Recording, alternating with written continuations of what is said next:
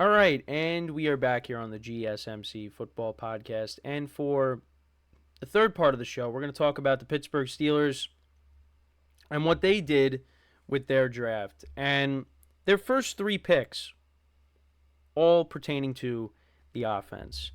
They took Troy Fautanu, offensive tackle out of Washington, with their first pick. They took Zach Frazier, a center out of West Virginia, in the second round, and then they took Roman Wilson, a receiver from Michigan, in the third round.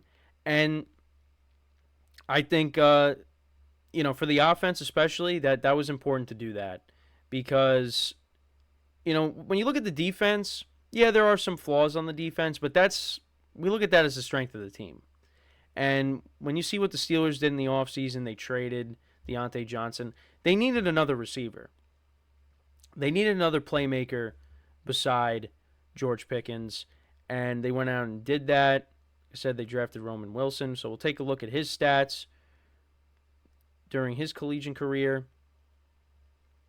And in 4 seasons with Michigan, so you go back to 2020, only had 1 touchdown, had 122 receiving yards, had 25 receptions the next 2 years, both in 2021 and 2022. Had 420 yards receiving in 2021, 376 receiving yards in 2022. He had 3 touchdowns in 2021, 4 in 2022. And then this was his best season, 48 receptions, 789 receiving yards, and 12 touchdowns. So that's impressive. And again, going to put him opposite of George Pickens, I would imagine. But he's gonna have a role on this team, and we'll see. I saw something that said that Tyler Boyd could be making his decision soon on where he could sign. So maybe the Steelers could snatch him from the Bengals. I know there was some. I think talks kind of broke off because they couldn't really come to an agreement on money.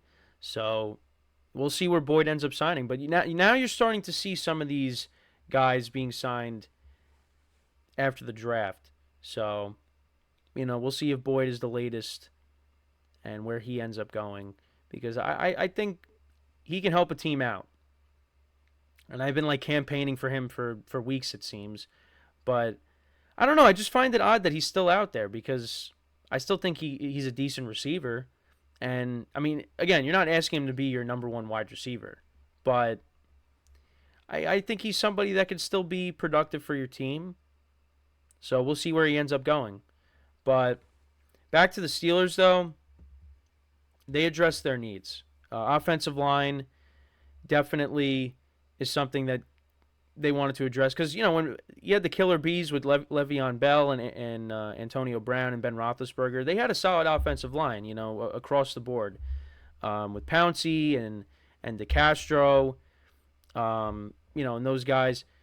That was a solid unit. And now all those guys are gone. So you got to try to, rebuild that. And, and we'll see if that's the case, because they did take a tackle in last year's draft. Right? It was Broderick Jones. So he's at right tackle. So Fautanu, he's going to be at left tackle. Then you got Zach so at least here on ESPN with their depth chart, they got Zach Frazier at center, number 1 at center. Then I just said left tackle and right tackle. You got Mason McCormick at left guard, and then James Daniels at right guard. So that's the offensive line. And then right now they have George Pickens, Van Jefferson, and Calvin Austin as the top 3 wide receivers. But I would imagine that, Roman Wilson is going to find his way to, be that number 2, number 3 guy. But we'll see. And then, of course, you got Najee Harris and Jalen Warren, the top 2 running backs. And I forgot that they did sign Cordero Patterson, but that has a lot to do with, the new kickoff rules. And Russell Wilson is the QB1. So, but, again, like I said, the Steelers, what they did was important. Want to protect your quarterback, get him another weapon, and that's what they did. And maybe they're not done yet adding. And actually, Mason McCormick was the other offensive lineman they took in the 4th round. They took Peyton Wilson, linebacker out of North Carolina State. They also took Logan Lee, defensive end from Iowa, and Ryan Watts, defensive back from Texas in the 6th round. But yeah, that's what they ended up doing. So, we'll see how those draft picks end up playing out for the team. But like I said, you got to like what the Steelers did. Another team. Again, offensive line was kind of one of their weaknesses the last couple of years. And if that offensive line is better in 2024, I mean, that helps out the running game a lot. You're protecting your quarterback. So, the Steelers, yeah, I mean, look, I think they're going to be a team that's going to be competitive. It's just too bad for them that they play in such a loaded division. But I don't think that's going to stop them. I think they're going to be a team that's going to be right in it with the playoffs. Probably with the wild card, because when it comes to the division, you look at the Bengals and the Ravens as being the 2 teams that are going to be at the top. Then you got the Browns. What's going to hold the Browns back is, I think, and I think most of us can agree, is probably going to be their quarterback play with Deshaun Watson. So it's really going to be between them and the Steelers for 3rd and last place and 4th place.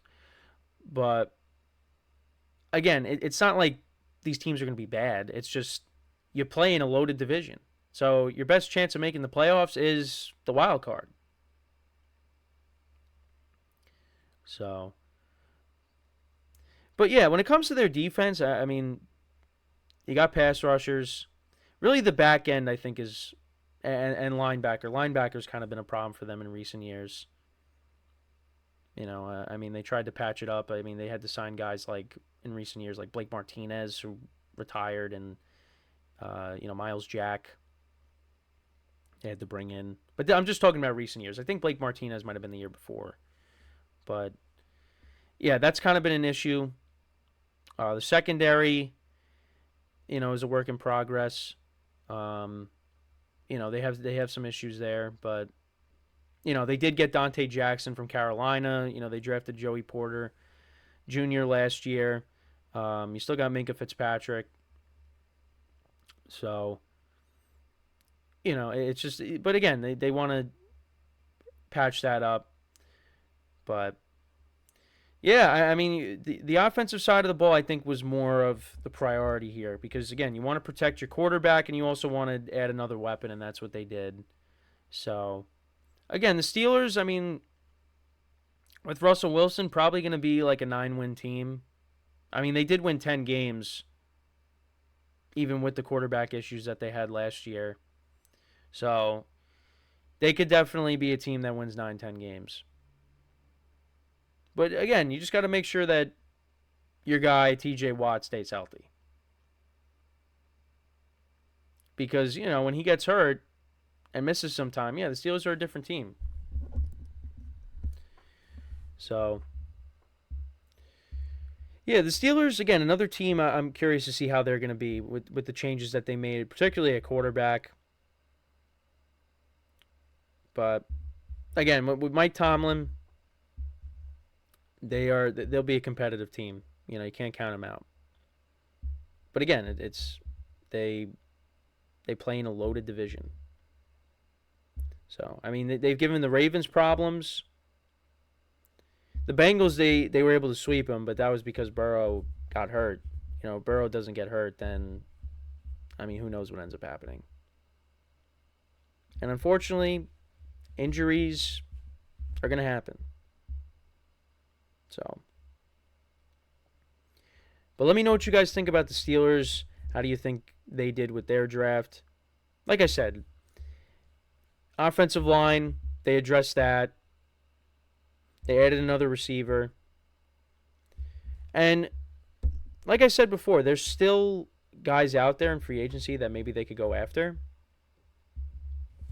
I actually wanted to go back to their depth chart for a second. Go back to their, at least the defensive side. Yeah, because they have Deshaun Elliott. He's their other safety. You got Minka Fitzpatrick, Joey Porter Jr., Dante Jackson. Linebackers, Patrick Queen was a solid signing. Alex Highsmith, T.J.Watt, Cam Hayward. Cole Holcomb, who was playing well for them, and then he got hurt. So, again, the Steelers' defense is going to be what carries them. But you're hoping as a Steelers fan that the offense is better, and that the running game can continue to be what it was last year with Jaylen Warren and Najee Harris running the football. Because towards the end of the year, they were playing really well. So, but you want to see them develop a solid passing game. And now you bring Arthur Smith into the fold, and we'll see now him back as a coordinator instead of a head coach, how that works. I know I saw a headline, he doesn't want the offense to be stale, so we'll see, what that means. But, yeah, Steelers, again, address the offensive line, drafted a couple guys on defense, added a weapon, so that's another team that, you like what they did, and you hope that it pays off as well. But let me know what you guys think about what the Steelers did. How would you evaluate their draft? Let me know in the comments. So we're going to take our final break of the show. When we come back, we will discuss another team and their draft, the New York Jets. I wanted to zone in on one of their picks, their later picks, and what that means for the future of the team. So that's what we'll do when we come back from our final break of the show. So with that being said, stick around, and we'll be right back here on the GSMC Football Podcast.